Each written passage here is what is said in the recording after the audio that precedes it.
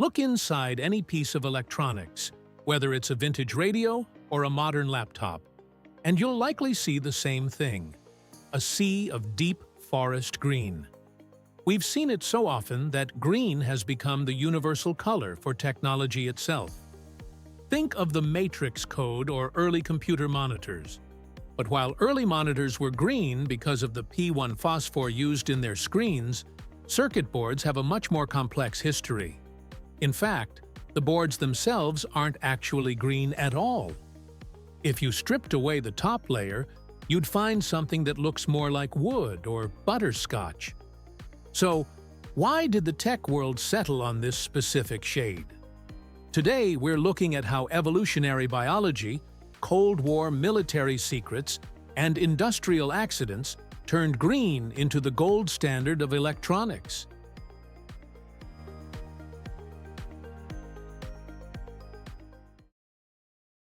What is a PCB, really? Before we talk about the color, we have to talk about the sandwich. A printed circuit board, or PCB, starts as a base material typically made of phenolic paper, wood fibers mixed with resin. This substrate is usually a pale tan or dark brown. To turn this into a functional board, manufacturers bond a thin layer of copper to the surface. They then print a pattern onto it and dunk the whole thing in a chemical bath that eats away the unwanted copper. What's left is a map of copper traces that carry electricity. In the early days, that was it. You had a brown board with copper lines. But as devices got smaller and more complex, engineers hit a major wall. The copper traces were fragile. They oxidized in the air, and worse, during soldering, tiny blobs of metal would bridge between two traces, causing a short circuit that could fry the entire device. The birth of the solder mask. To solve this, manufacturers in the late 1970s began applying a protective coating called a solder mask. This is a layer of pigmented resin that covers everything except the specific points where components need to be soldered. This mask does three things. It prevents corrosion, it protects the delicate traces from scratches, and it acts as a dam to keep liquid solder in its place. While these masks can be made in almost any color, Apple often uses sleek black, and prototype boards are frequently red, green remains the undisputed king, making up the vast majority of all boards produced today. And the first reason for that is actually found inside your own eyes. Human vision and the primate factor.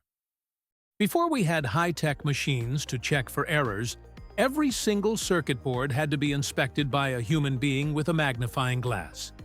This was grueling work that led to massive eye strain. Manufacturers experimented with different colors to find the best contrast. The raw resin was naturally a honey brown, which made it hard to see the copper traces. Adding red pigment made it look like a rusty mess. Blue made it too dark. But green was the Goldilocks zone. Evolutionarily, human eyes are most sensitive to green light.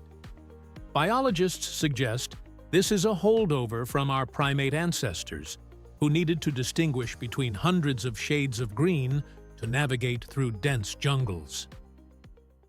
The military requirement. The dominance of green was cemented during the Cold War. In 1954, the United States military conducted trials to find the most legible color combinations for equipment. They determined that white text on a green background was the easiest to read under varying light conditions. Because the military was the biggest buyer of electronics at the time, they demanded that their circuit boards be green. To keep things simple and profitable, manufacturers started using the military spec green for their civilian customers too. By the time computer-aided inspection arrived, the industry was already locked in. The chemical edge. A green solder mask can consistently produce solder dams as small as 0.1 millimeters. Red, yellow, and blue masks usually can't go smaller than 0.12 millimeters, and black or white masks are even less precise. Interestingly, this isn't because green pigment is magical. It's because, since green was the most popular color, that's where all the research and development money went. For decades, chemical engineers focused on perfecting the green formula, leaving other colors as an afterthought. The power of inertia. Today, the reason boards stay green is mostly due to industry inertia. Switching a factory line from green to blue requires shutting down the machines, scrubbing out every trace of the old resin, and dealing with significant material waste.